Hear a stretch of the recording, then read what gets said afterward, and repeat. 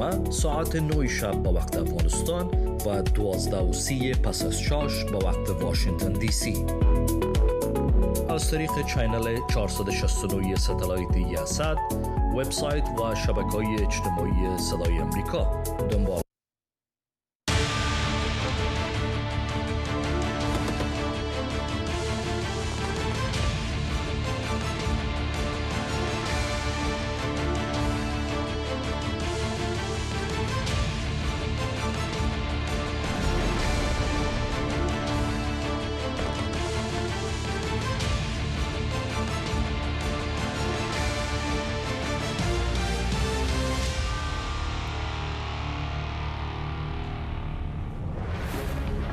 جه تلویزیون کردی دنگی امریکا ل واشنگتن پایتخت و دمو حمیده من باش ایروز سهشنبه 30 ماه پوشپرا 1726 آن کردیه ل برانبر 21 تیر ماه 1026 آن زاینیه. افکار من بفرا و نوری و از صالح دمیجر امی و برنامه جورا پیشکش بکن. لشاس خلکی دهاتو دا براپورتی تایبت و چاوپێکەوتن لەگەڵ شرۆفەکاران بە دوواداچوون بۆ دوایین ڕووداوە سیاسی و ئەمنی و نێودەوڵەتیەکان دەکەین.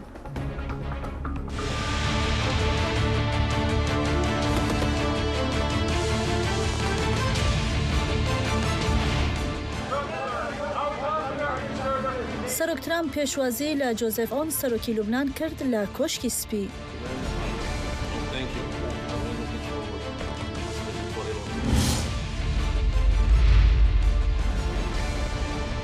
وزیر جنگی پیت هکسس و فرماندار گشتی ارتش امریکای دل کنگرس برسوا پرسن سیناتوران بدن.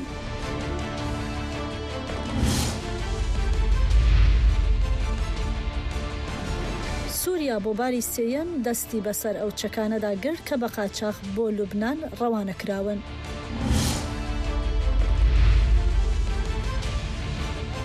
ارتش لبنانی لباجاروک زوتر الغربیه ی باشور لبنان بلاف بو پشتی کو هزن اسرائیل جور وکشیان.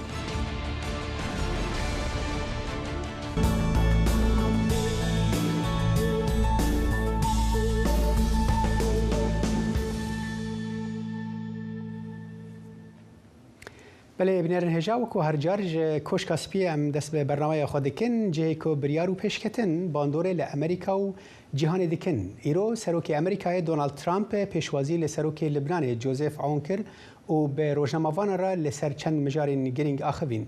جبو نوچه و پیشکتن هری داوی پیامنر دنگ امریکای کوش کاسپی هیوا سلام به مرایت دم باش هیوا مجارین هری گرینگن کو جهلا هر دو سروکان و هاتن نقاش کردن چبون گرتشت کیدن ل کوش کاسپی هبش کرما خوش مرا ببیجه ئەم کاتت باش ساڵح کەمێک بەر لە ئێستا دۆناڵد ترامپ پێشوازی کرد لە سەرۆکی لوبنان جۆزێف عون. هەردوولا لە کۆنگرەیەکی ڕۆژنامەوانی بەشدار بوون و ڕۆژنامەوانان پرسیاری خۆیان ئاراستەی هەردوو سەرۆک کرد. باسی کۆمەڵێک بابەتی زۆر گرنگیان کرد لەوانە بابەتی کشانەوەی ئیسرائیل لە باشووری لوبنان. دۆناڵد ترامپ ڕایگەیاند کە هێزەکانی ئیسرائیل لە باشووری لوبنان دەکشێنەوە. ڕووداوی پەیوەندیدار بە لوبنان، حیزبوڵڵا، سووریا، هەروەها ئێرانی یەکێک بوو لە تەوەرە سەرەکیەکانی گفتوگۆکان، هەروەها وەڵامدانەوەی ڕۆژنامە نووسان. بابەتەکان گفتوگویان لەسەر کرا. دۆناڵد ترامپ ڕایگەیاند کە بەردەوام دەبن لە گەمارۆکان لە هێرشەکان بۆ سەر ئێران سەرکەوتنی گەورەیان بەدەستهێناوە و هەروەها ڤەنزوێلای بەبیرهێنایەوە کە لە ماوەی چەند کاتژمێرێکدا ئەو وڵاتیان کۆنتترۆل کرد و سەرۆکی ئەو وڵاتە کە تاوانبار بوو بە کۆمەڵێک بابەت لە ئەمریکا دەستگیر کرا و هێنرایە ناو ئەمریکا. راپۆرتێکم بۆ ئامادەکردوون فەرمون بە بەیەکەوە سەیری ئەو راپۆرتە بکەین. دۆناڵد ترامپ سەرۆکی ئەمریکا و جۆزێف عون سەرۆکی لوبنان لە کۆشکی سپی دەربارەی کۆمەڵێک بابەتی گرنگ و پەیوەندیدار بە لوبنان و ئیسرائیل، ئێران و سووریا قسەیان کرد. دۆناڵد ترامپ ڕایگەیاند کە ئیسرائیل لە باشووری لوبنان دەکشێتەوە و کێشەکانی نێوان ئیسرائیل و ئەو وڵاتە بەرەو چارەسەری دەچن. هەروەها بۆ چارەسەرکردنی کێشەکانی حیزبوڵڵا لە لوبنان هیچ چارەسەرێکی بە دوور نەزانی. لە وەڵامی ئەوەی ئاخۆ سووریا دەچێت بۆ شەڕی حیزبوڵڵا یان نا، دۆناڵد ترامپ قسەی کرد.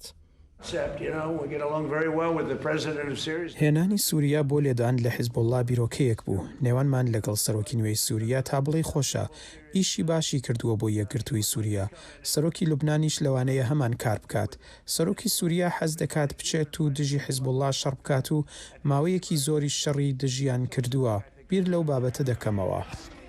دۆناڵد ترامپ سەرۆکی ئەمریکا لەبارەی ئێرانیشەوە قسەی کرد و گوتی کە تەنیا کاتێک هێرشەکانی سەر ئێران ڕادەگیرن ئەگەر ئەمریکا بگاتە ئامانجەکانی. چەند جارێک ئەمریکایەکان ڕانگەیاندووە ئامانجەکانیان لە ئێران دەستبەرداربوونی تەواوەتی ئەو وڵاتەیە لە خەونی چەکی ئەتۆمی و هەروەها دابینکردن و دەستەبەرکردنی ئاشتی و ئازادی کەشتیوانیە لە ناوچە ئاویەکانی گەروی هورمز.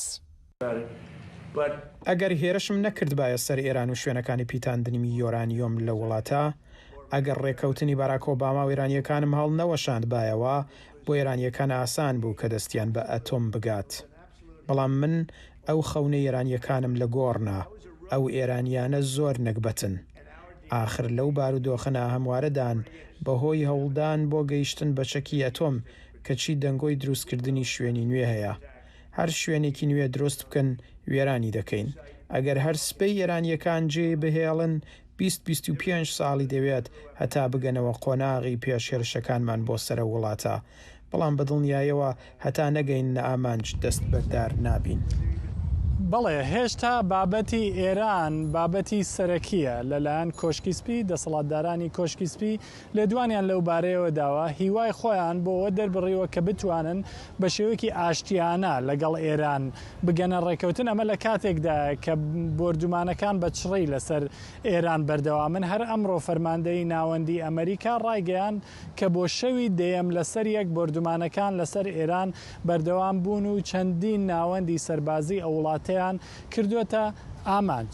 جیا لە بابەتی سیاسی هەر ئەمڕۆ بەیانی دۆناڵد ترامپ پێشوازی لە کۆمەڵە خوێندکاری زانکۆی دێنیسن لە ئۆهایۆ کرد بەهۆی ئەوەی کە ئەو خوێندکارانە لە خولە ناوخۆیەکان توانی بیان ببنە پاڵەوان. بەڵێ پایمنێرێ دەنگی ئەمریکای کۆشکەسپی هیوا سەلام سپاسی بۆ ڤاناگەهیان.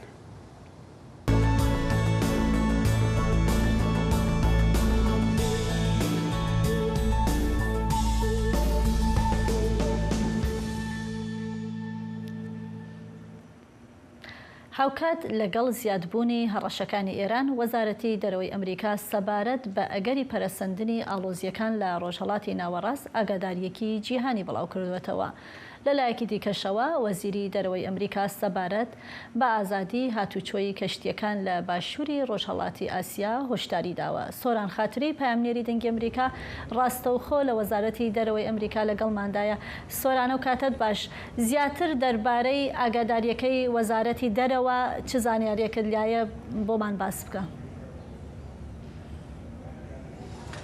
بەفراو یەک لە زانیاریەکان لەسەر پەیوەندی بە ئێرانەوە هەیە لەو هۆشداریەدا وەزارەتی دەرەوەی ئەمریکا هۆشداری داوەتە هاوڵاتیانی ئەمریکی کە لە ئێرانن کە بە زووترین کات ئێران بەجێ بهێڵن و هەروەها لە ئەگەری ڕوودانی شەڕ و هاتنە پێشەوەی ئاڵۆزیدا ئاگاداری نزیکترین پەناگاکانی ئەو پەناگانە بن کە لە نزیکی خۆیانەوە هەن. وەزارەتی دەرەوەی ئەمریکا هەروە لە ئاگاداریکی جیهانی بەڵاو کردوێتەوە هەروە کە خۆ ئاماژەت پێکرد لەوێدا دەڵێ کە بەهۆی پەرەسەندنی گرژیەکان لە ڕۆژهەڵاتی ناوڕاست دۆخی ئاسایش هێشتا نالەبارە لە ڕۆژهەڵاتی ناوڕاست و ئەگەری ئەوە هەیە کە لە ناکاو گرژیەکان پەرە بسێنێت.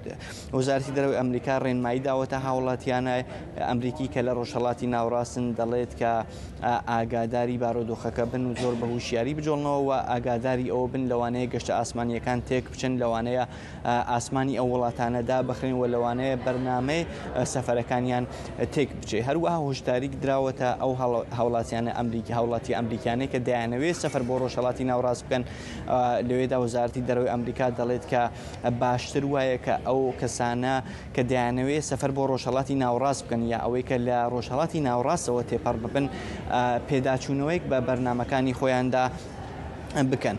ئاماژە دراوە لە ئەم هۆشداریدا ئاماژە دراوە بە هێرشەکانی حکوومەتی ئێران بۆ سەر بنکە دیپلۆماسیەکانی ئەمریکا لە ڕۆژهەڵاتی ناوەڕاست و وەزارەتی دەرەوەی ئەمریکا دەڵێت لەوانەیە حکوومەتی ئێران و ئەو گروپە میلیشیایانەی سەر بە حکوومەتی ئێران دیسان هێرش بکەنە سەر بنکەکانی دیکە یا بەرژەوەندیەکانی دیکەی ئەمریکا لە وڵاتەکانی دیکەی دەرەوەی ویلایەتە یەکگرتووەکان و هەروەها ئەو شوێنانەی کە پەیوەندیدارن بە ئەمریکا و تەنانەت ئەو شوێنانەی کە پەیوەندیدارن بە هاوڵاتیانی ئەمریکیشەوە. هاوکات لەگەڵ ئەم هۆشداریانەی وەزارەتی دەرەوەی ئەمریکادا وەزیرانی دەرەوەی وڵاتانی باشووری ڕۆژهەڵاتی ئاسیا کە ناسراون بە ئاسیان ئەوانیش هۆشداریان داوە لەسەر ئەو ئالۆزیانێکە لە ڕۆژهەڵاتی ناوەڕاست هەیە و دەڵێن کە ئەم ئالۆزیانە و ئەم پێشهاتانە هەوڵەکانی نێوەندگیرەکان لاواز دەکات و ئومێدەکان بۆ ئەوەی کە بۆ ڕێکەوتن لە ڕێگەی دیپلۆماسی وتەوێژەوە لە نێو دەبات.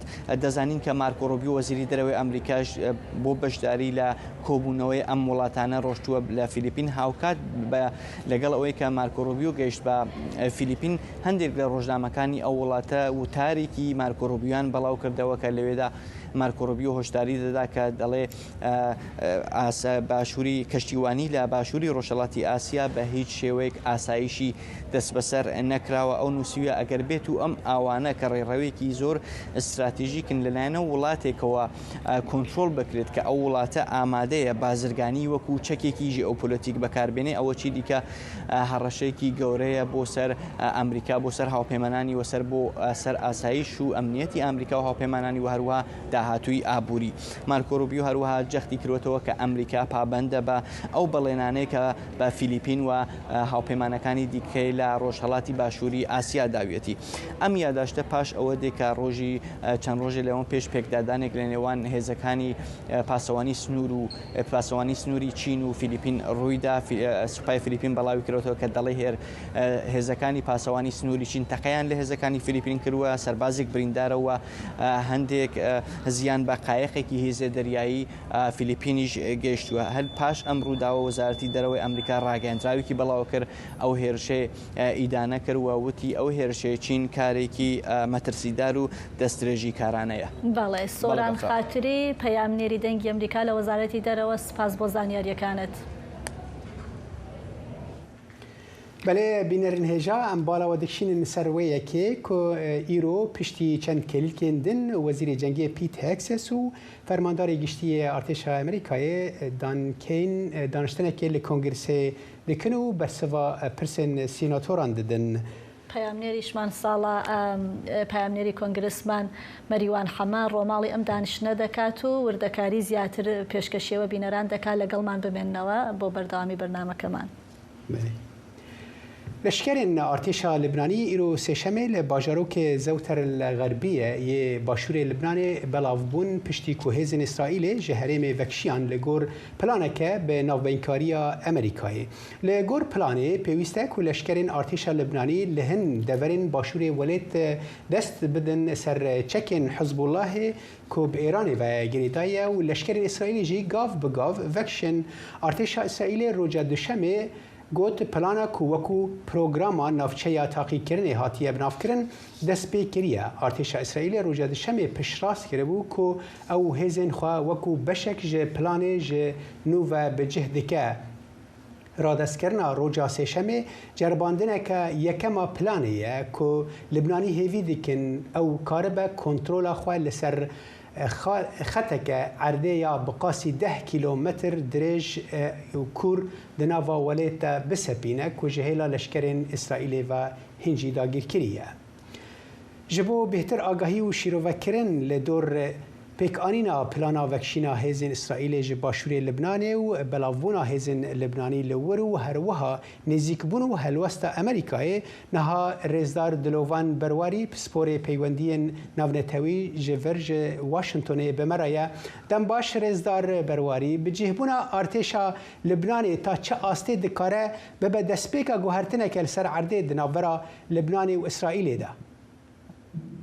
سلام برس کاک ساله گلک سپاس بو بدر فته راستی اف رکفتنا کو هاتیا هیوا شش ویمانا چارچوبایی که امضا کردی يعني خالد جالك جرينج تداهين تأثير أخو طبعا ده جالك سر جالك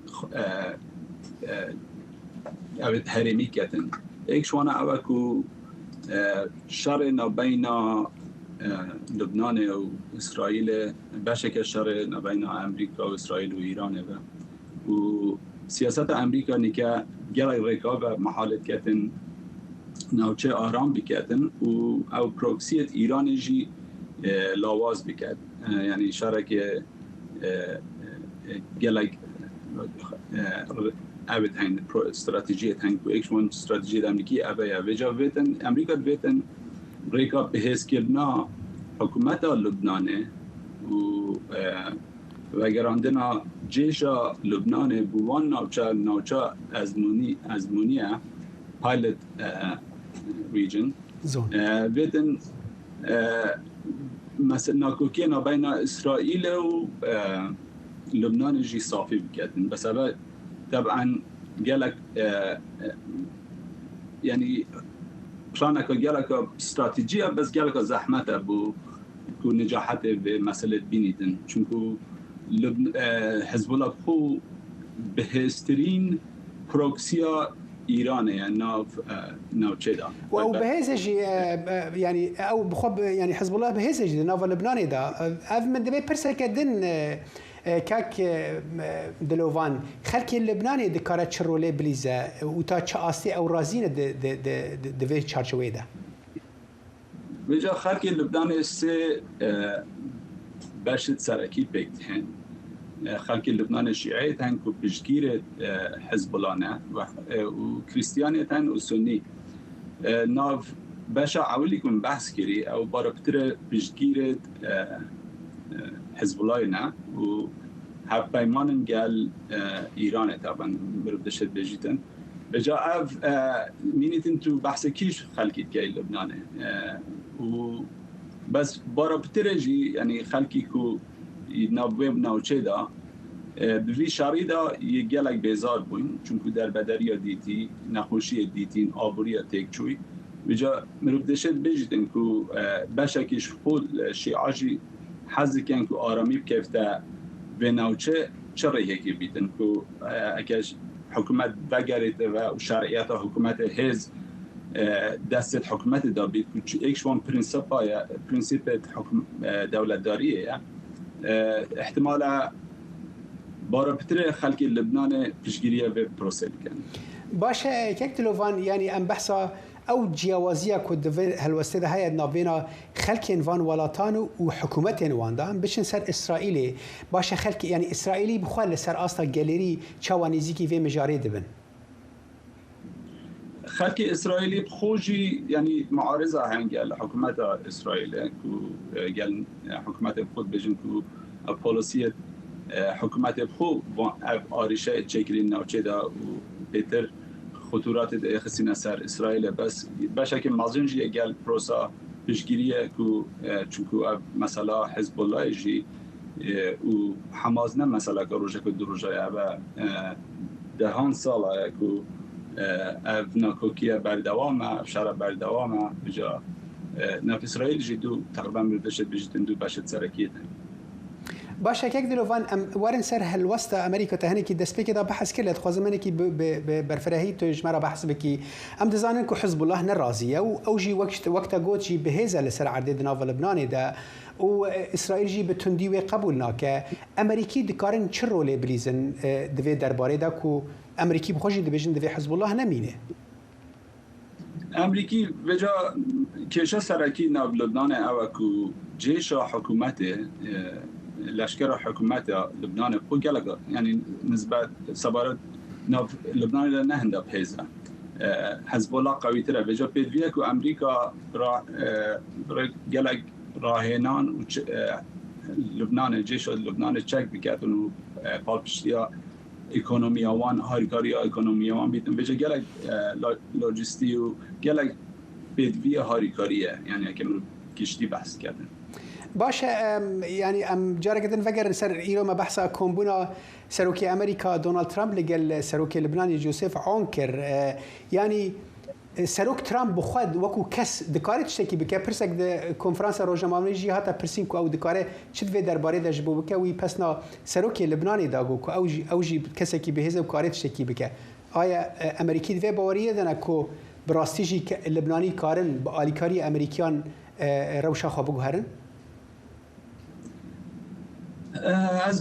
بینم که اگر لبنان خلق لبنان پیشگیری یا به پروسه بکن بله لبنان دشن به کار بکن طبعا هاریکاریا نه بس امریکا پد بیه بس هاریکاریا حریمی جی پد بیه چون که کیشت سرکی به نوچه داد لبنان و دولت دوروبر دا سوریه و عراق و همی او حکومت نوچه قوات وان ابد زال نوچه دار نوبت وان ناینین بس وانا گلک تداخل وان دولتا کری و آرامی یا تک دایی به جا بدوی نه بس امریکا تن از بار نکم بشیتن به نوچه آرام بکتن بس بدوی دولت دورو براجی هیا بله پسپور پیوندی ناونتوی رزدار دلوان برواری سپاس بۆ دەماتە سپاس بۆ ڤانزانیاریان گەلێک سپاس کاک ساڵ بڕیارە ڕۆژی پێنجشەممە سەرۆکوەزیرانی عێراق بەرەو تاران بەڕێ بکەوێت ئەم گەشتەش لە کاتێکدایە کە بەغدا ڕوبەڕووی پێشهاتە ئاڵۆزەکانی ناوچەیی و نێودەوڵەتیە چاودێرانی سیاسی دەڵێن پاراستنی هاوسەنگی لە نێوان زلهێزە ڕکابەرەکاندا یەکێکە لە گرنگترین ئاستەنگەکانی بەردەم حکوومەتی عێراق لە هەمان کاتدا سەرۆکوەزیرانی وڵاتەکە دەبێت سەقامگیری سیاسی ناوخۆی بپارێزێت و هەروەها ڕێگری لە گرژیە ناوخۆیەکانیش بکات و کاریگەریەکانی ئێرانیش لەسەر گۆڕەپانی سیاسی و ئابووری عێراق سنووردار بکە. پەیامنێر سنوورکەریم لەم راپۆرتەدا چاوێکی خشاندووە بەسەر ڕەهەندەکانی ئەم گەشتە و ئەو کێشانەی ڕوبەڕووی حکوومەتی فدراڵی عێراق دەبێتەوە. لەناو کێشمەکێشمی سیاسی و ئەمنی ناوچەکەدا سەرۆکوەزیرانی عێراق لە سەردانە دیبلۆماسیەکانی بەردەوامە. وا بڕیارە ڕۆژی پێنجشەممە عەلی فالح زەیدی سەرۆکوەزیرانی عێراق دوای سەردانی واشنتن سەردانی تەهران بکات. چاودێرانی سیاسی پێیان وایە سەرۆکوەزیران یەکێک لە ئەرکە قورسەکانی لەم قۆناغەدا ڕاگررتنی باڵانسی سیاسیە لە ناوخۆی عێراقدا. عێراق ئێستا پێچێ گەشتێتە قۆناغێک کە بێ خۆی وەکو دەوڵەت مامەڵە بکات وەکو دەوڵەت بێ خاوەنی سیادەیەکی تەواوی خۆی بێت خاوەنی سەروەری خۆی بێت خۆی بڕیار لەسەر پرسە ئابوووریەکان بدا پرسە دارایەکان بدا پرسە سیاسیەکان بدا پرسە استراتیژیەکان و ئەمنیەکان بدات ئەمە زۆر گرنگم پێم وایە قۆناغێکی نوێیە لە دوای 2023 تا ئێستا کە چووکە تا ئەم ساتە وەختە لەژێر ئەو وسایی ئێرانیا بووە. بەماوەی کەمتر لە 3 مانگ لە پێگە سیاسیەکەی زەیدی لە نێو بەرداشی ملانەکانی واشنتن و تەهراندا هەوڵ دەدات هاوسەنگی ناوچەیی لە بەرژەوەندی عێراق بپارێزێت بەڵام دیار نییە دەبێتە قوربانی نێوان دوو بەرداشی سەختی پڕ لە ململانێ یاخود بەدەستێنانی ڕەزامەندی نێودەوڵەتی و ناوخۆیی. بێگومانە ئەمە هەنگاوێکی نوێ ئەمە جۆرێکە لە ململانی سیاسی کەم کوڕەگەنجەیکە بەشێ لە گرنگیەکانیشی ئەو بوو کەم هەنگاوێکی زۆر گرنگی نابۆ مەسەلەی چارەسەرکردنی گەندەڵی لە عێراقا کەەوە هەر خاڵێکی زۆر گرنگ بوو ئەم کوڕە گەنجە بەتەنیا هەموو شەڕی پێ ناکرێت ئەگەر هەم باڵانسی لە بینی ئەمریکا و ئێرانە ڕانەگرێ و هەم چێشتەکانی ناوخۆشی چارەسەر نەکە و ئەبێ لە بەردەم گفتوگویەکی گەورەیە بێ لە ناو عێراق خۆشیە بە حکومەوەی پڕە لە ئەتنی و گروپ و نەتەوەی جیاواز. وێڕای ئەوەی بەشێکی زۆری شەقامی عێراقی هەنگاوەکانی سەرۆکوەزیران لە دۆسیە بنەبڕکردنی گەندەڵی و سنووردانان بۆ دەستێوەردانەکانی ئێران بە گرنگ ناو دەبن بە تایبەت لە چارەسەرکردنی کێشەی دارایی و فرۆشی نەوت بەڵام پێدەچێت هەنگاوەکانی داهاتووی ئاسان نەبن و لەمپەری گەورە بە دوای خۆیدا بهێنن. دەیەوێ بە تارانەوە ڕابگەێنێت کە عێراق نابێتە هیچ خەتەرێک و عێراق نابێتە هیچ ئاڵۆزیەک بۆ ئێرانیەکان و ئەم پەیوەندی لەگەڵ ئەمریکا دەیەوێ باڵانس ڕابگرێت و باڵانسەکەش لەسەر ئەساسی ئەوەیە کە عێراق نەکەوێتە ناو ئەم ململانی کە هەیە. بەڕای چاودێرانی سیاسی زەیدی لە هەوڵی پەراوێزخستنی دەستێوەردانە ناوچەیەکاندایە و دەیەوێت دەستی ئێران لەسەر کابینەکەی کورد بکاتەوە، بەڵام داهاتوو وەڵامی ئەو پرسیارەمان دەداتەوە کایە عێراق دەگاتە کەناری ئارامی و پارێزگار لە سەروەری خۆی یان دەبێتە قوربانی نێوان ململانێ سیاسیەکان و گەڕانەوە بۆ دۆخی تێکچوونی ناوخۆی. سنوور کەریم، دەنگی ئەمریکا، سلێمانی. هەر لە ناوچەکە بەڕێبەرایەتی گشتی بەندەر و گۆمڕکی سووریا ڕایگەیاندووە لە ڕێگای لوبناندا دەستیان بەسەر بارێکی چەکی قاچاقدا گرتووە بە گوێرەی ئەو دامەزراوەیە بارەکە 226 بۆمبی لە خۆگرتووە و لە ناو ئۆتۆمبیلێکدا شاردراوەتەوە و بەرەو لوبنان ڕۆیشتووە. هەروەها ڕۆژی یەکشەمەش دەسەڵاتدارانی سووریا ڕایانگەیان دەستیان بەسەر بارێکی موشکی توورمەودا و موشکی دژە تانک و فڕۆکەی بێفڕۆکەوان لە سنووری وڵاتەکەیان لەگەڵ عێراقدا گرتووە. حزبوڵڵا ڕەتی کردوێتەوە هیچ چالاکێکی لە سووریادا هەبێت و ئەو تۆمەتانەی بە ساختە و دروستکراوە بێبنەما بە ئامانجی زیانگایاندن بە حزبوڵڵا ناوبردووە. وەزارەتی ناوخۆی سووریاش لە بەیاننامەیەکدا حزبوڵڵای بە میلیشیا تێرۆریستیەکان ناوبردووە. شایانی باسە حکوومەتی دیمشق هەروەها ڕۆژی پێنجشەمەش دەستی بەسەر بارێکی دیکەی چەکداگرتووە کە بۆ حزبوڵڵا نێردرابوو. بەفرەوە خەیاڵ بکە جارە بەری وێ بارێبەری وێ دناف کەمیۆنێکە خیاراندا کرد و خەیاڵ بکە دەما سەرۆکی بەشار ئەسەد دوێ وەختێدا چ خواست چەک بۆ سووریا و حزبوڵڵا هاتە دەرباسکردن بێ کۆوەریگرتن. هەرحاڵ ئەو ژە عێراقی دەیشتێ ڕەتکردن سەر ئاستە فەرمی یەک ژێ پێشینەیەن سەرەکەیەن سەرۆک وەزیری عێراقی عەلی زەیدی ڕێگرتنە لە قەجاقجێتیە چەکانە ژە عێراق بۆ سووریا و پشتا بۆ لبنانێ. سەرۆک وەزیر بخوا چاودێریە vê هەلمەتێ دکە و بەرپرسێن عێراقی ئیرۆ گرتنا دوو کەسان بە تۆهمەتا بەشداربوونە دە تۆرەکە قاچاقجێتیە چەکاندا ڕەگهاند ji بۆ بهتر ئاگاهدارین ها پەیامنێر سنوور کەریم ji سلێمانیê bi meraya dem baş سنوور ئاگاهiyên nû divê derbarê de çine û kîne ew kesên ku çekan bi awayekî neyasayî dibine dervê Iraqê.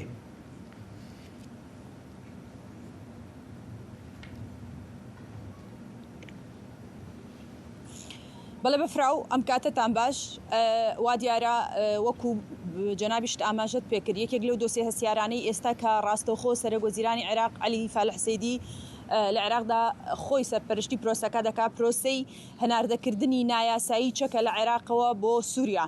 وا دیارە بەڕێوەبەرایەتی گومرگی بەڕێوەبەرایەتی گشتی گومرگی سووریا ئەمڕۆ ڕایگەیاند کە بۆ سێم جارە دەست بەسەر بارێکی گەورەی چەکی نایاسایی دەگرن کە لە عێراقەوە هاوردەکراوە بەرەو سووریا. وا دیارە ئەوەی کە بەپێی سەرچاوە فەرمیەکان یاخود سەرچاوە ئەمنیەکانی عێراق یاخود بەشێک لە میدیا عێراقیەکان بڵاویان کردوتەوە کە ئەو چەکانە دەنێردرێن یاخود هەناردەی وڵاتی لوبنان دەکرێن بۆ ئەوەی کە ڕادستی حزبوڵڵای لوبنانی بکرێن. وەکو ئاماژەم پێکرد لە چەکەکان لە یەکێک لە گومرگە فەرمیەکانی سنووری نێوان مووسڵ و ئەنبارەوە داخل دەکرێن بە ناوی یەکێک لە واتە دەواازە سنووریەکانی نێوان عێراق و سووریایە. ئێستا لە عێراقدا ئەمڕۆ بارێکی تر دەستی بەسەرداگیرا و هەڵمەتەکە زۆر چڕترک بۆتەوە و لە هەمان کاتدا سەرۆکوەزیرانی عێراق ڕاستەوخۆ خۆی سەرپەرشتی پرۆسەکە دەکا بۆ دەست بەسەراگرتن یاخود دەستگیرکردنی ئەو کەسانەی کە تێوەگلاون لە پرسی هەناردەکردنی چەکی نایاسایی بۆ وڵاتانی دراوسێ و بە دیاریکراویش بۆ لوبنان.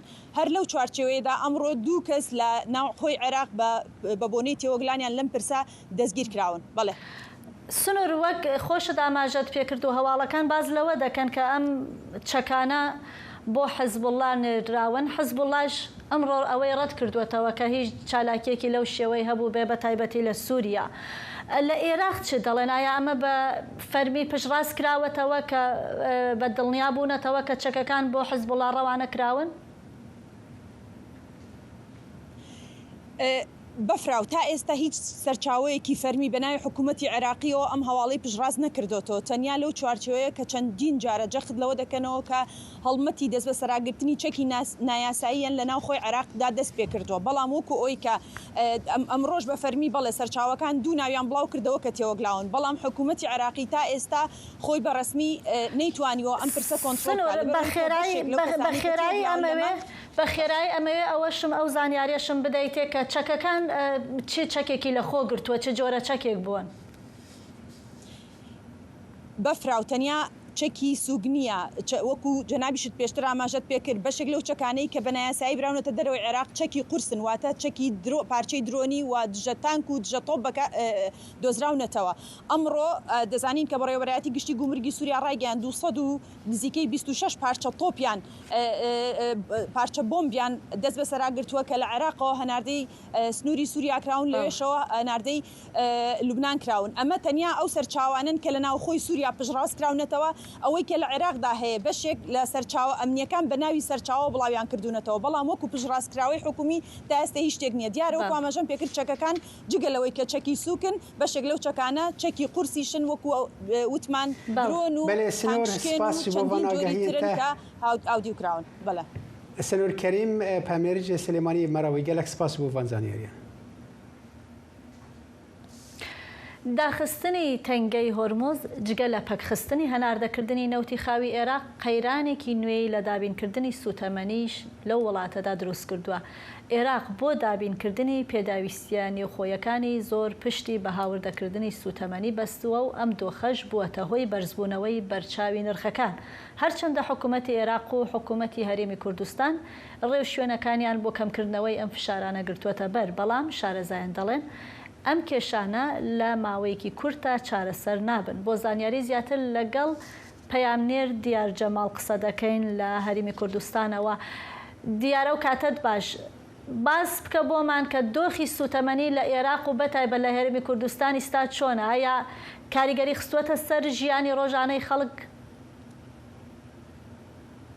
بەڵێ بەفرا و ساڵە هەم کاتتان باش. دیارە ڕەشەبایەکی بەهێزەیە و ئەمە لەوە دەست پێ بکەم کە لەگەڵ جەنگی ئێران ئەمریکا کە دەستی پێکرد دیارە کێشەگەلێکی زۆر بەرەو هەرێمی کوردستانی گرتووە. یەکێک لەوانە کێشەی سوتەمەنیە، ئەنی ئێستا غاز بە جۆرێک گران بووە کە لە توانای دابێکردنی خەڵکدانیەوە. لەمان کاتە سوتەمەنی کە زۆر گران بووە بە تایبەتی بنزین ئەمە شوای کردووە کە هاوڵاتیان شۆفێران دووچاری گرفتی گەورە بنەوە. هەرچەندە کە سەرکۆزیرانی هەرێمی کوردستان دوێنێ بڕیاریدا کە بنزینی نۆرمال لە حکومی بکرێت بە 750 دینار و لە کەرتی تایبەت بکرێت بە 850 دینار، بەڵام لە دوێنێەوە ئەم بڕێرە دراوە بەڵام هێشتان بڕێر نەچۆتە بواری جێبەجێکردن و ئێستا نۆرمال لە کەرتی تایبەت بڵین لە بەنزیخانە ئەهلیەکان 1150 دینار و هەروەها محەسەن 1350 دینار، واتە نرخەکان زۆر زۆرن بۆ هاوڵاتیان هەرێمی کوردستان کە داهاتی تاک زۆر دیاریکراوە و کێشەیەکی گەورە ئێستاکە بەرۆکێ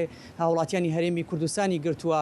و ئەمێ باسەوە بکەم کە داخستی کێڵگەی کۆرمۆر یەکێکی دیکە لەو گرفتانی کە وای کردووە کە نرخی غاز لە بە هەمان شێوە لە هەرێمی کوردستان نرخەکەی ڕوو لە زیادبوون کاتیانی حکوومەت نەتوانێت توانای دابیکردنی غازی نەبێت و تەنەها ئەوە نەبێت کە لە ڕێگەی کۆبوونی خۆراکەوە هاوڵاتیان دەتوانن غاز وەربگرن و بە شێوەیەکی گشتی واتە هاوڵاتیان ناڕازین. ئەمڕۆ سۆشیال میدیا هەموو بۆ بە باسی ئەوەی کە بنزین نرخەکەی گران بۆەوە داوا دەکەن ئەم گرفتە چارەسەر بکرێت. ئەم گرفتش دیارە تەنها ناوخۆی هەرێمی کوردستانی نەگرتووەوە، زۆرێک لە ناوچەکانی دیکەی عراقیشی گرتوێتەوە. باشە دیارە سخوازم بپرسم ینی ئەف پرسیارێکە سوتەمەنی تەنێ لە هەرێما کوردستانەیە یانژی لە عێراقی بەتەواهیە گەل و دەڤەرێن درن عێراقی چاوایە؟ بەڵێ دیارە بە داخستنی تەنگی هورمز هەر لە سەرەتاوە تاوکۆ ئێستاکەش کە ئێستاکە ئەمریکا و ئێران لە جەنگدان ئەمە وای کردووە کە نەوت هەناردەکردنی نەوت لە عێراقەوە بە ڕێژەیەکی بەرچاو کەم بێتەوە. پێشووتر پێش جەنگەکە 1,200,000 بۆ 1,300,000 بەرمیل لە ڕۆژێکدا عێراق هەناردەی دەرەوەی ئەکرد، بەڵام ئێستاکە ڕێژەکەی دابەزیەوە بۆ نزیکەی 400,000 بەرمیل لە ڕۆژێکدا کە 250 لە ڕێگەی هەرێمی کوردستانەوە بۆری هەرێمی کوردستانەوە دەڕات و 150 لە ڕێگەی سووریاوە بە تانکەر دەڕات. بەڵام ئەمە شوای کردووە کە گرفتی سوتەمەنی بە هەمان شێوە لە پارێزگاکانی دیکەی عێراق دروست بێت، بە تایبەتی لە کەرکووک من کە ئێوارەی ئەمڕۆ لەگەڵ ژمارێک و نیشتیمانی و ژمارێک بەرپرسە قسەم کرد ئەوان باسییان لەوە کرد کە بنزیخانەکان بە شێوەیەکی گشتی بنزیخانە حکومیەکان قەرەباڵغێکی زۆری پیاوە دیارە ڕاستە لەوێ بنزین بە 450 دینارە جیاوازە لە هەرێمی کوردستان، بەڵام قەرەباڵغێکی زۆری دیاوی ینی هاوڵاتی شۆفێر ئەگەر بێت بنزین وەربگرێ ئەوە کاتێک کاتێکی زۆری دەوێت تاوەکو بتوانێت بنزین وەربگرێت. ئەمێ ساڵح باستەوەش بکەم کە بڵین ژمارێک لە ئەندامانی پەرلەمان لیژنەیەکیان پێکێناوە و لیژنەکە بەدوادا چوون بۆ ئەوە کەن کە دانیشتنی لەسەر بکرێت و هەروەها بۆ ئەوەی کە بنزین چۆن لە ناوچەکانی ناوەڕاست و باشووری عێراق 450 دینارە لە هەرێمی کوردستانیش هاوڵاتیان ئیسیفادەی لێ بکەن و هاوڵاتیانش بتوانن بە 450 دینار بنزین بکەن چونکە جیاوازەکە زۆرەوە لامان کاتە لە کاتی تایبەت بنزین زۆر بە کەمی دەست دەکەوێت یاخو نرخەکەی زۆر گران لە توانای هاوڵاتیان دانیە. بەڵێ دیار سپاس بۆ زانیاریەکانت دیار جەماڵ پەیامنێر لە هەرێمی کوردستانەوە. بڕیارە گەورەکان لە واشنگتۆن دەدرێن. لە کۆنگرێس ئێمە لێرە پرسیارەکان دەخینە بەردەم دەسەڵاتدارانی ئەمریکا. لێرە لە وەزارەتی دەرەوەی ئەمریکا زانست لەگەڵ زانیاری سەرنجڕاکێشەکان. نەرینێن جیاواز لە دۆ ڕوودان. خوێندەکانی ڕۆژوو ڕاو بۆ سوونەکانی ئێوە. بەشی کوردی دەنگی ئەمریکا ئامادە لە ناوەندی ڕووداوەکاندا. نوچەیەن واشنگتۆن بلەز وەرگیلی دگهینن وە. دەنگی کوردان لە دڵی واشنگتۆنەوە.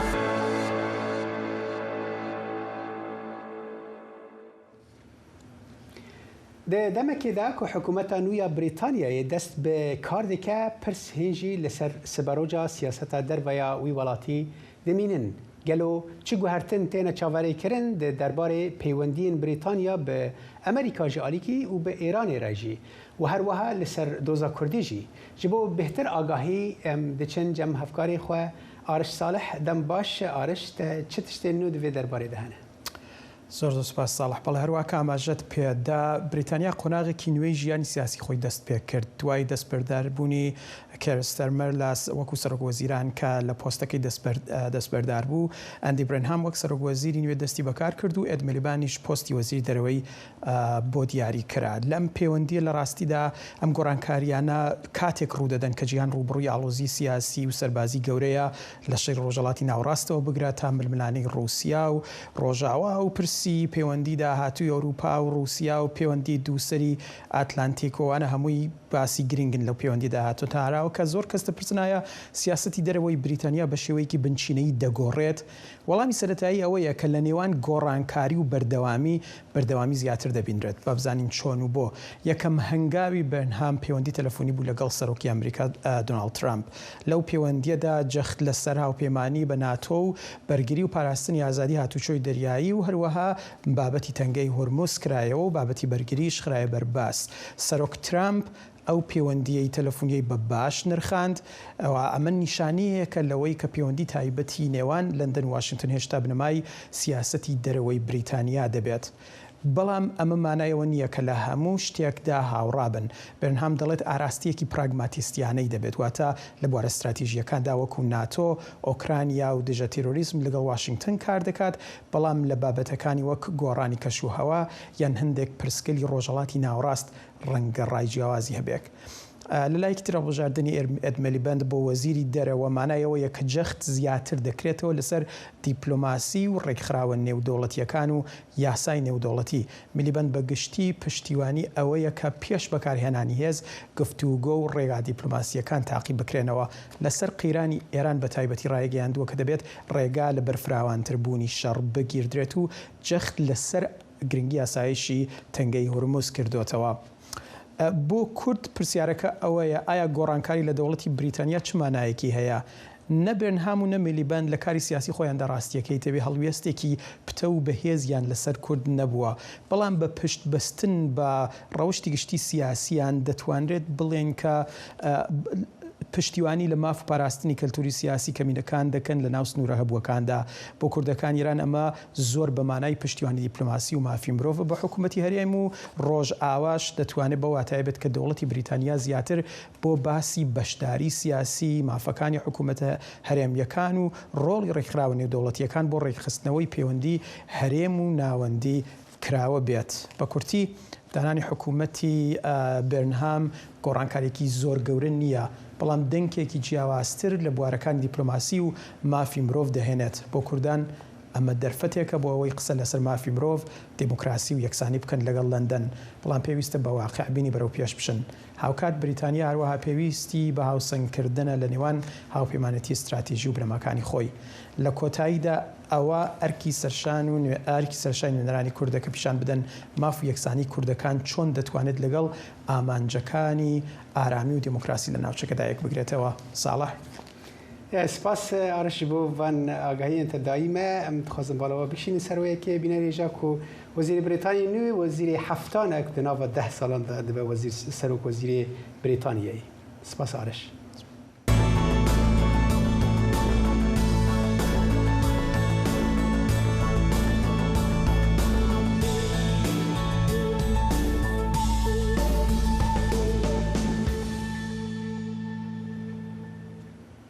بله بیرون هجام وگرن کنگرس کمباوریجی گوتبو وزیر جنگی پیت هکسس و فرمانداری گشتی ارتش آمریکای دان کین ده برسوا پرسن سیناتوران بدن درباره داخواز حکومت یا ترخان کردن بودجه که مزنتر جبو پنتاگون و اپراسیون لشکری دژی ایرانی. انجمن نونران به پاکت که مزنا لیچونین بروانی پیش ورده چه جبو آگاهی بهتر جبو السروی مجارین ها فهمنیره دنگ امریکای کنگرس مریوان همه به مرایه دم باش مریوان ناوروکا و دانشتنه به برفرهی چیه اگر زحمت نمیجمران بشی؟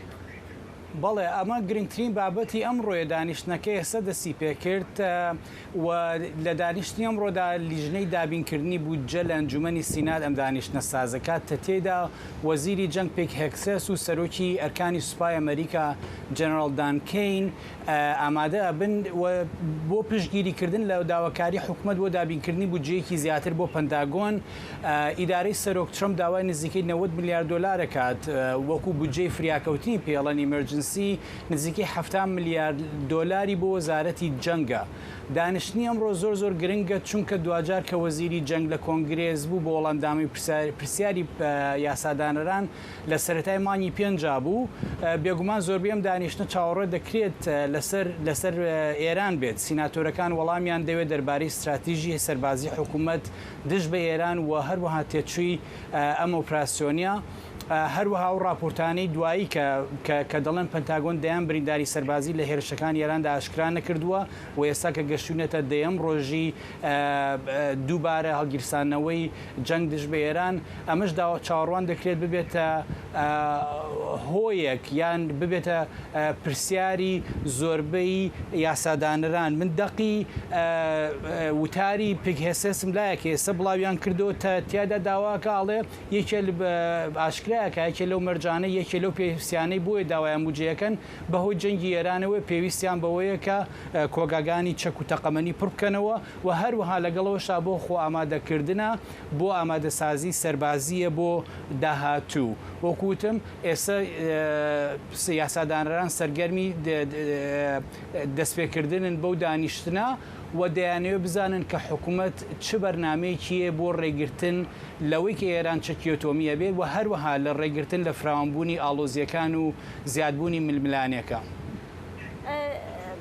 مەریوان لە کاتێکدا سینات داواکاریەکەی حکوومەت تاوتوێ دەکا ئەنجومەنی نوێنەرانیش وەک ئاماژەت پێکرد خەریکی پەسەندکردنی بودجەی وەزارەتی جەنگن. لە ئەنجومەنی نوێنەران چی ڕوودەدا بۆمان باس بکە؟ بەڵێ لە ئەم چەند ڕۆژە سینات و کۆنگرێسیش ئەنجومەی نوێنەران زۆر مەشغوڵن. لە هەمان کاتدا ئەندامانی کۆماری لە ئەنجومەنی نوێنەران خەریکی بەرەو پێشبردنی چەند پرۆژە یاسایەکن لە نێوانیاندا بودجەی بەرگری. لیژنەی یاسای ئەنجومەنی نوێنەران دوێنێ ئێوارە گفتوگوی لەسەر چەند پرۆژەیەک کرد. لە نێوانیاندا بودجەیەکی ئیزافی هەبوو بۆ پەنتاگۆن و بودجەی ساڵی داهاتووی وەزارەتی جەنگ. با سەیری ئەم راپۆرتە بکەین کە ئامادەمان کردووە.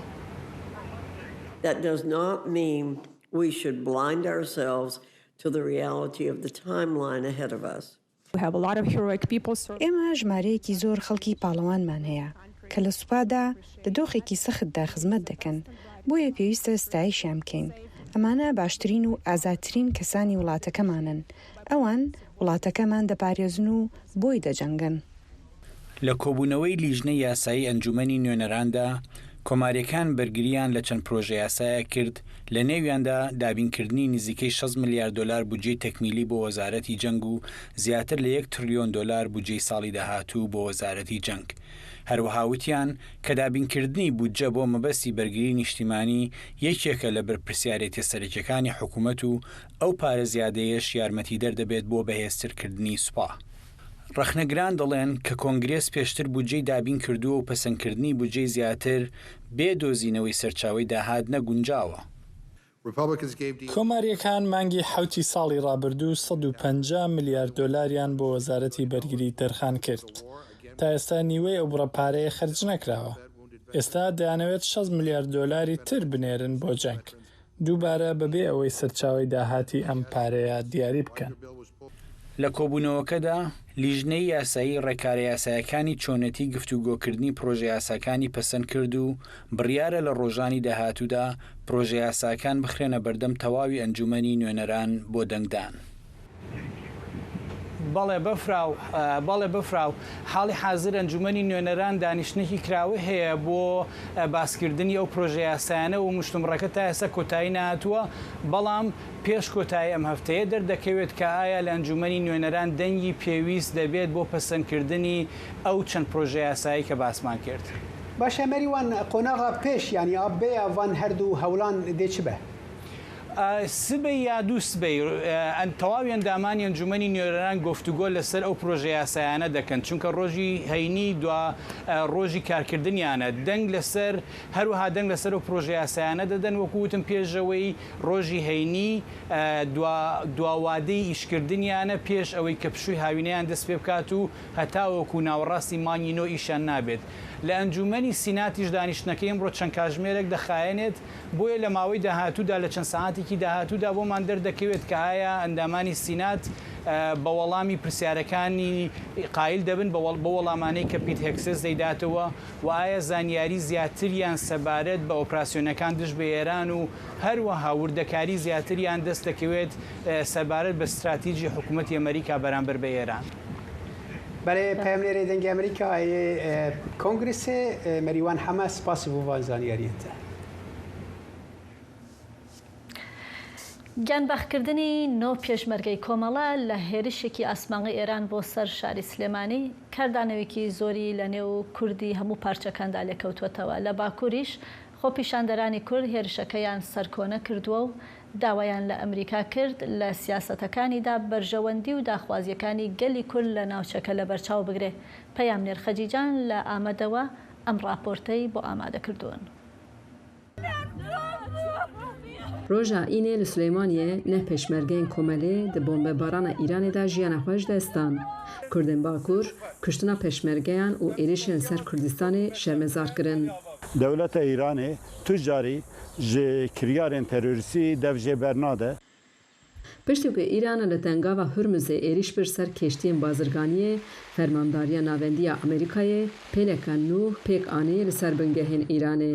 Îran jî li hember wê êriş bir ser xaka Kurdistanê û bingehên peşmergeyên Partiya Komeleyê li Sileymaniyê bombe kir, ku di encama êrişan de neh peşmerge jiyana xwe ji destan. Li Amedê Partî û Pêkateyên Kurdistanê kuştina peşmergeyan û êrişên Îranê şermezar kirin û bi daxuyaniyek bang li welatên cîhanê kirin.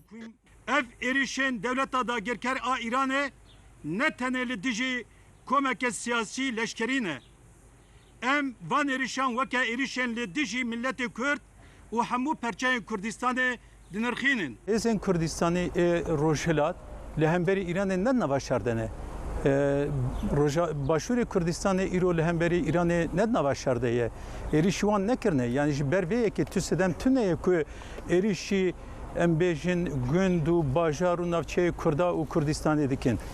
Beşdarên daxuyaniyê destnîşan kirin ku divê Amerîka li herêmê berjewendiyên Kurda jî biparêze. Dibêje Amerîka vê rastiyê bibîne û müttefikê xwe li herêmê ji nû ve bike, divê têkilê wan û Kurda baş bin û ser berjewendiyên her du aliya ve ne berjewendiyê yekalî. Siyasetvan bi bîr dixin ku mafê çarenûsiya Kurdan jî heye. ئەم دەبێژن حتانی کۆل ڕۆژهڵاتە ناوین ملەتی کورد نەگیژە مافێن خوی بنگەهین چییە؟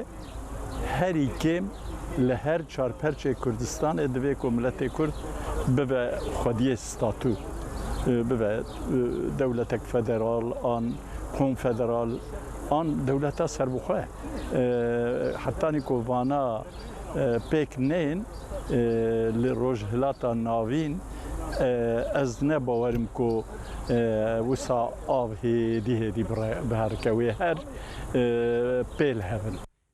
پارتی û pêkateyên Kurdistanê ji dewletên Ewropa û ji neteweyên yekbûyî dixwazin ku li hember êrişên Îranê bêdeng nemînin, ji bo parastina sivîlan gavên pêwîst bavêşin û piştgirî bidin rêbazên li gorî hiqûqa navnetewê.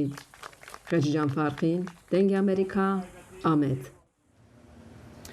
هر ل ترکی بینو درباره و عینی مجاری ده تونجر بکرهان هفسروک گشتی پارتیا و کوی و دموکراسیا گلان دم پارتی ایرو ایریشین ایرانیین سرهرما کردستان عراقی به تندی رخنه کرن بکرهان آنی زمان کو کرد نکردن برینه و گوت دست جوان ایریشان بردن جبو بهتر شروع وکرن افکارم ازلم یاساق لور استودیو مرایه سپاس ازلم یعنی اخفتن بکرهان ایرو چه دکارن زیاده بکن چماوی او آخافتن کرن و ابرخ نکرن براستی صالح هجای گوتنه کود نامبرا همو کردن جهانی لی نامبرا کردن لی ترکیه جی مجارا کردن لی ایرانی وک مجارا گرینگ دردی که و پیش و اف دمکو به زیده بونا ایریشین لسر کردن ایرانی و حرمین کرده نرازی بونک گشتی خویاده که از باور دکم باکر هنجه اف دا خویانی ایرو لسر وار نرازی بونا دا و باکر هنگوت کو جه دسپیکا شر ده 28 سبات او وروه ایرانی گلک جاران ایریشی سر حرم کردستانا عراقی کریه و بنگهین هیزین کردان هم لدروی ایرانی و هم جی سیویلین کرد ین ایرانی کریه آرمانج نیزی هزار ایریش بکاتیه و دوان ایریشانده هری کیم 28 peşmerge in Kurd hatine kuştun u her vaha zedetiri nezi set peşmerge u sivil cihatine kuştun. Bakırhan hişyari da u Tehrane u gotku ev erişen kujer yendiji Kurda ev de berjevendiya İran'de ti encame dernexine hole jiberveji İran dibe akıl u hişmendi tev bikere Kurd ne ligor serdemin berene 6 milyon Kurd yeni rojlata navin bakırhan vek heza heri giring ya çalak u rexistin kri binav kir u gotku hiç u çavin u gohin Kurdan hemu li ser İraniye çava tevdigere u her vaha li ser Kurdin İraniye u Kurd hemu yakın u ev vi balkeşi axwe de dominin. ئۆزلم با بچینە سەر بابەتێکی دیکە دوێنێ با بڵێن شاندی دەم پارتی کە دوای سەردانەکەی لەگەڵ ئۆجەڵان ڕاگەندراوێکی بڵاو کردەوە کە تێدا ئاماژەی بەوە کردووە کە گوایە بڵێن ئۆجەڵان داوای ئەوەی کردووە هەنگاوی یاسایی بۆ بەدیهێنانی ئاشتی لە تورکیا دەبێ بنرێت. دەکرێت زانیاری زۆرترمان بدەیتێ لەسەر ئەو ڕاگەندراوەی کە شاندی دەم پارتی بڵاوی کردووە. بەڕاستی بفرا ev hevdîtina dem partî û Öcalaniya doh girîng bû ji ber ku ji 24 Gulanê vir ve di navbera şandî û Öcalanda ti hevdîtinek pêk nehatibû û li gor nirxandinan û li şîrovekaran peyama herî girîngiya Öcalan ji ber ku pêvajoyek aştiyê dimeşe li Tirkiye dibe hîn de dema daxuyaniyên siyasî derbaz bûye û ji bo ku ev pêvajoya aştiyê li Tirkiye ser bike ve dibe ev pêvajo derbazê qonaveke nû pratik û qanûnî bibe. Rast e uzlam gelek spas gure demamekî me uzlam yasak efkara me spas û vazaniyeriyên te. ساڵانێک شەڕ و ناسەقامگیری لە ڕۆژاوە نەک هەر کاریگەری لەسەر ژیانی گەورەکان هەبووە بەڵکو کاریگەری زۆرتریشی لەسەر منداڵان بووە و شێوازی یاریکردن و تێڕوانینی ئەوانی بۆ جیهانی دەوروبەریانی گۆڕیوە زۆرێک لە خێزانەکان نیگەرانن لە زیادبوونی حەزی منداڵەکانیان بۆ یاریە سەربازیەکان و زیادبوونی بەکارهێنانی مۆبایل و دەڵێن ئەم ڕەوتە کاریگەری لەسەر تەندروستی دەرونیان دەبێت. پەیامنێر ئەمجەد کوردۆ لە قامیشلوەوە ئەم راپۆرتەی بۆ ئامادەکردوون. لە گوندێ گرباوی یە سەر باژارێ قامشلۆڤە هەمرینێ کۆدیا 4 زارۆکانە ڕۆژانە bi tirs û fikar çavdêriya zarokên xwe dike. Zarokên wê piraniya demjimêran serê wan di hundirê ekranên telefona de ye û mijûlî lîstikên şer û tivingan e.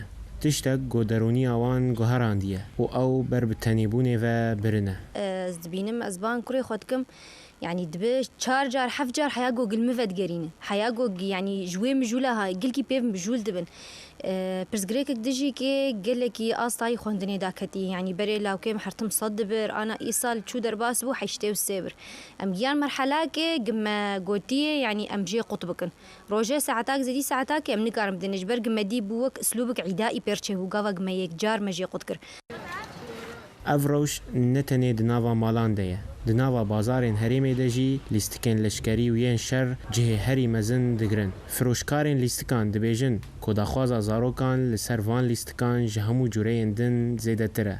77% دسوق تعرفين السلاح مثلا فهافين هاتي سرمدا مثلا ام نظاري زاروك هاتين سباحتي مسبحه هاتين دمانشي افيجي هنا مثلا تي موسمك يواجه هيا او زاروك ما يعني سلاح دعوه سلاح تكون افضل ما دمانشي هناك قلكي متعلق بسلاح يعني نێزیکبوونا زارۆکانش بۆ لیستکên leşkerî li gorî pisporên derûnî bertekeke rasterast e ji ber rewşa şerê ku di salên borî de li herêmê dîtine û zarok li hengiya xwe di lîstikên şer de dibînin.